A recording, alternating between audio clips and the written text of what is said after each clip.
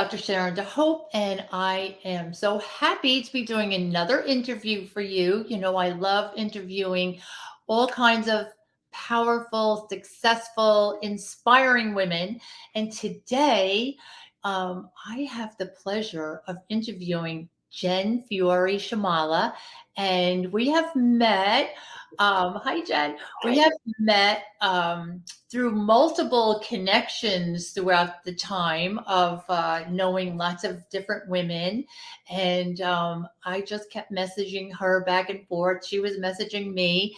And I knew we were destined to have this conversation. And you will see why in a few moments. So, just quickly, I'm going to tell you a little bit about her.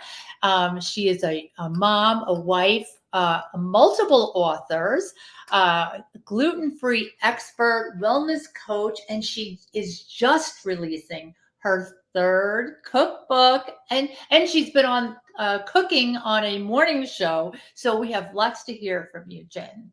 So welcome to Slay Your Sparkle interview. Thank you. Thank you for having me. Oh, you're so welcome. So tell us a little bit about you. Oh my gosh, you said a whole bunch. So, so I have this is my first cookbook. I have written a children's book about receiving pennies from heaven. Oh, I have written my memoir where I just basically chronicle my story of, pain and suffering into healing, if you will. It's just probably the most concise way of saying it. And then the cookbook is a culmination because this is like my joy space. oh, I really enjoy cooking and extending my love. And what better than to put it in a book and share it with others? Oh my gosh, and it seems like it's a very well needed book since gluten free has become such a Yeah, big topic. And you it see it is. everywhere, and it was always difficult to find, but this is wonderful. Sharon, tell me about it. Like 20 years ago in 2003, that's why it's so funny because my Instagram handle on TikTok is gluten free since '03, because I don't know, I don't want to wrap my brain around like these people that, everybody whose journey is their own journey. But when they're like, oh my gosh, gluten free is so hard, when they say oh my God, you have no idea. 20 years ago, I couldn't even find flour. Yeah, Like, yeah. you could go to the grocery store now and find a cracker. I, Like, yeah, it was very difficult. But I also had 3 kids who had celiac disease also. So it oh, was I myself, didn't realize that. 3 kids, yes. So it wasn't just me who had to journey through it, it was the kids. And so I just kind of decided, and I cried in the closet so they wouldn't see me, and then I would present myself as, we can do this, and then I'm like, oh God, we can't do this. Oh Jesus, why? you know Gosh, yeah, when you have to feed your children, that is, yeah, I can see why you wound up on this journey. You'll do whatever you can for your kids, of Yeah, course. and so there was a time period, and I know that everybody listening will understand this. There was a time period where I just was in the protective mode, taking care of the kids, taking care of myself, the home and etc. And I didn't think very much about sharing that at that time. I was just a squirrel trying to get a nut and just, taking care of my family. Of course. And then about like 10 years into it, we opened a deli, and we lived outside of Savannah. So we opened a deli. Of course, everything in a deli I couldn't eat. So I was serving everybody, and people would come in and ask me like, oh, I heard you're gluten free. What do you do? So it started of that nature. And so I would go home at night and like sit at the computer and print out copies of my recipes and go and share it. And my son said, Mom, you're so like, you're so 1990. So like, make a YouTube channel. Like, and I said, I do not know. I'm not making a YouTube channel. Are you crazy? He said, I'll do it with you. So my son at the time was a little teenager, and he recorded me with the recipes. So then I didn't have to go home and print. I just had to say, "Go to That's YouTube channel." awesome. Yeah. That's how it all began, with the sharing. Oh, And I then have goosebumps. That's a great story. so they're still up there. I think one of our first original bread recipes, I still get messages every day on that one, because people are like, is this really good bread? I'm like, it's been good for us, I'm gonna go you speak, it's not the best in the world, but it's the best for us, you Right. know? Mhm. And that's how I approach it. It's what worked for us, And you tried and true, you know. Mhm. Wow, that's a great story. Oh my gosh. Mm. So then what led to your continued Yes. gluten-free journey? So it really was. I mean, so I went through, but even though we were gluten free, I had a lot of health issues still, believe it or not. So I still had tremendous body image problems and pain in the body. And so I had to go, also take care of the kids, but I have to go through my own healing journey, Sure. which was a little difficult. And I'm not going to lie. It wasn't just like, oh, I woke up one day and just like, here, I want to be better. It was a journey. But then I found out more about health in the body. Oh, I found out so much about mindset and how that related to my spiritual nature of who I was. And that's why the memoir came out after that healing, because that was my growth. So Nice. I was putting out these books as I was growing, That's and I sat in that space for a long time. I helped clients. I still do. I have a few that I still help here and there, but I mainly help by staying in my joy space, which is cooking Mhm. and painting angels. I paint a lot of angels and etc. Yeah. Love that. I love angels. Oh my gosh. I'm very, very spiritual, very Catholic. Yeah. It's part of who I am, and I saw that about you, and I love Mhm. that too. Yeah, that's Yeah. So it's just a part. It's a part of me. That's not. It's not a mistake that that's the name of my memoir. Is all the parts of me, because for a long time I judged myself because I compartmentalized these things and it was outside of me. Does that make sense? yes, yes, I totally do understand that. And when I saw that, I was like, wow. Yeah. Uh, I've been a part of two co-authoring books just this year, and I did share some of my journey and about the mind. So it's interesting that you also say that because it's such a big topic. Oh my gosh. We don't talk about it enough. No. We really don't. And I was kind of a stickler when I would take on a client or speak with somebody, because I really, the first thing I said was, "Are you willing to do the work? Yeah. If you're not willing to do the work, I do not have a magic pill." I am also I have studied and practiced energy healing, so I can do that. I can do subconscious, address subconscious beliefs. I can do that. But no matter what I can do, you need to be able to do it for you. So you have to come to the plate willing to change your mind about what it is you want to see in your life. Yeah, absolutely. I I do that too. Yeah. Absolutely. That's what I do with my coaching as well. I mean, it's everything is about what you're willing to put into it. And I am forever, like you said, everybody needs a partner or someone that like they can maybe bounce an idea off of, and that's great. And I love to be in that capacity.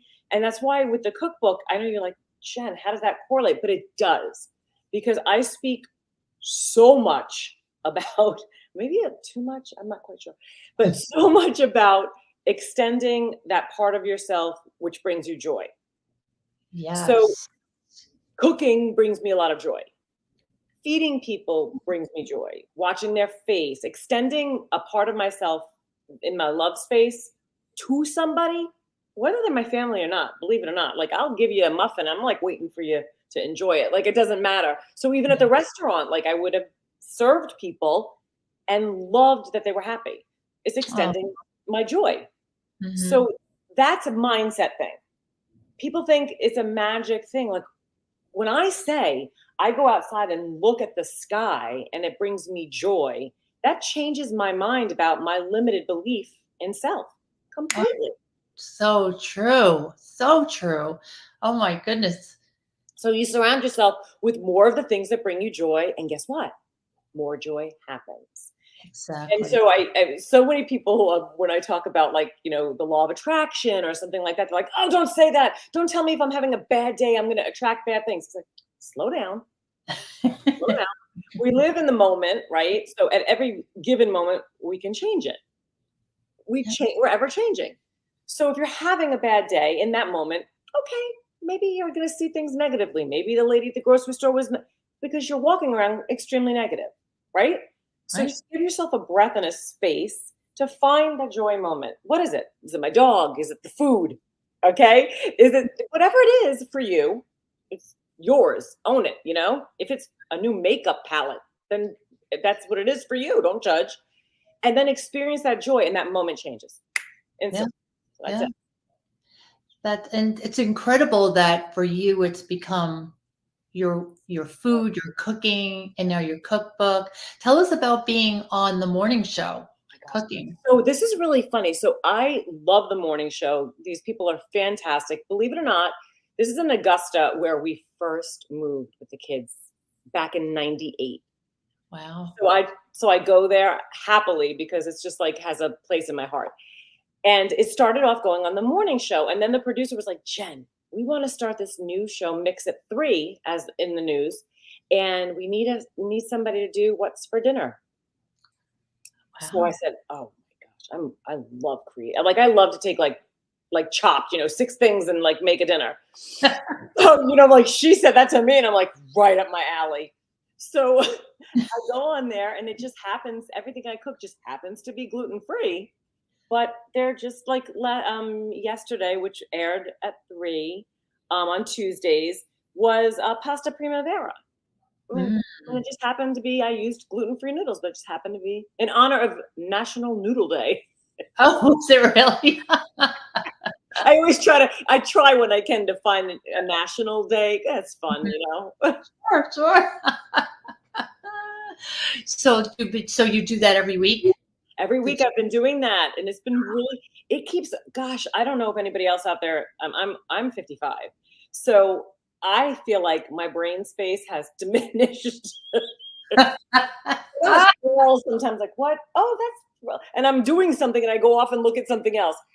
So doing this religiously has really helped me organize. It helped me to do the cookbook. Really? Wow. Yeah, going on there, I when I was in my 20s, I had a cookbook I wrote and I never published it. And my husband at the time, when is still my husband now, but at the time, my husband said to me, "Honey, I love you, and your recipes are great, but no one's going to read your cookbook with 2 dashes of garlic powder, 1 dash of this. Like, no one's going to understand." So, doing the recipes on TV have helped me to say, okay, remember when my husband said that, like, Yeah. this is how much salt I'm going to use. Measure it.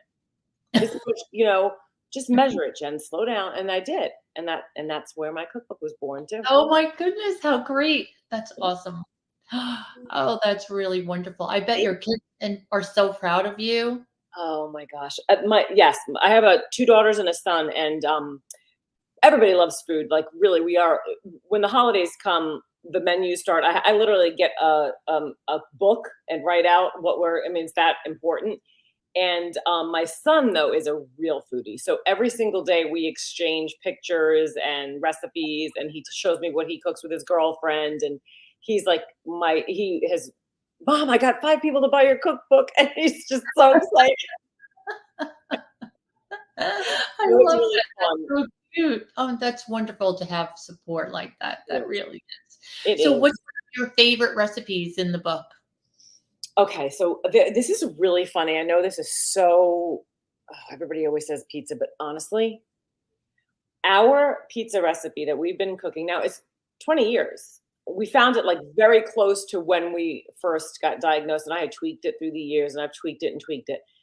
Those are my favorite. That homemade pizza, I have it 2 ways. I have it the way the kids like it, which is a traditional white crust. Mom, don't give me anything healthy. When it's pizza night, I don't want to hear about buckwheat. But I said, okay, that's good for you, but I want 3 slices. So I make mine with like I call alternative flours, higher Mhm. protein, higher fiber. Um, my favorite, just hands down, literally my favorite. And oh, I can even show you. And then also, there's a Genovese and cheesecake. Those are my favorite ones too. So yeah, they're Cheesecake sounds delicious too. I love pizza. that's the Oh my gosh, that looks so you delicious. see the crust looks nice and airy, and so yeah, and that's the cookbook. Oh, it just happens to be gluten-free, Yeah, Jen Fiore. Oh my gosh. easy, clean, and reliable family recipes that bring the flavor and please the crowd. Because I always try to mention whenever I speak about the cookbook or food in general, My husband is a gluten eater. As a joke, gluten eater. He is a bread distributor. He literally he owns a routes. He owns routes and distributes bread on the daily. And he comes home and eats my food. Contrast. Hilarious, right? So anyway, he loves everything, and we joke around that the book is Fred approved because obviously he's gonna taste it and be like yes or no. Like I make these sourdough. I make sourdough bread. That's in the book too, and I started experimenting recently on rolls, a version of that bread, but into rolls, and I'm trying to make them light and airy. He comes in yesterday, and I just made a batch, and he says, "Hey, honey, these are a little dense." And I look at him, I go, "Hey, they're also gluten free, so back up." Like I'll make croutons out of them. Lay off. He goes, "Well, do you want the feedback?" I said it was good feedback. I was a little sensitive, but I know I always take whatever recipe it is and I don't throw it away. I mean, if it was dense, okay, I'll make croutons out of it or dry them out and make breadcrumbs. It's Right. nothing's wasted. But it was really funny. I got defensive, like, "Hey, bread man." Well, it's good to be able to laugh about it. It is always a comedy of errors around here. Like if I make a mistake or if he has something to say, it's really funny. Oh, that's great. So now where can we get a copy of your book? So right now, on my website, I have the hardcover, which is limited because I did a limited edition, but I only have less than 20 left, and I'm signing those. And the release date is my late father's birthday, which is October 19th. My Oh, original foodie, if you will. Mhm. And actually, he was the reason for my first book, Heaven Sent, about the mm, pennies from heaven. So anyway, but on my website, jenfiore.com, you can order this one from me, or I also have the link for Amazon. I didn't put all the links up for Barnes and Noble and all that, but if somebody was, attached to Barnes and Noble, I'm up on there and a few other of the major retailers. Just put Jen Fiore on there, and it just happens to be well, gluten we free. will put everything in the notes for people to be able to hop in there and get a copy. And where else can they find you? So if, on jenfiore.com, I have like all the services that I offer, but I also am on Instagram as gluten free since '03, which I just kind of enjoy making fun reels. So on there is probably more recipes than even my website. Oh, really? TikTok is also gluten free since '03. Oh, okay. YouTube is gluten free and me. Mm. And Facebook is just my name, Jen Fiore, author. Mhm. Oh, great. So now what's next for you? Okay, so I do have a second cookbook because I couldn't fit all this in. So that would Oh, be family faves and holiday raves. That's going to be hopefully in another year. God, because Sharon, when I make these cookbooks, I test the recipes over and over. Whenever I do a recipe, I test it. mhm. When I was on TV with Very Vera last year on New Year's, I had a pound cake. I did that pound cake 9 times. Oh my gosh. How many pound cakes do you think my house had? How many times did I taste that damn pound cake? Anyway, my body needs a rest. No, if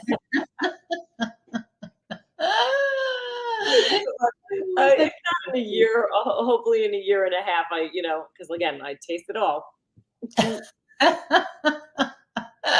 Oh, well, that sounds wonderful. Oh, I'm excited to hear that you're gonna I am. continue. I can't wait to get your book, and, that's wonderful. Well, I really appreciate you being here. Is there anything else that you'd like to tell us I before don't, we wrap up?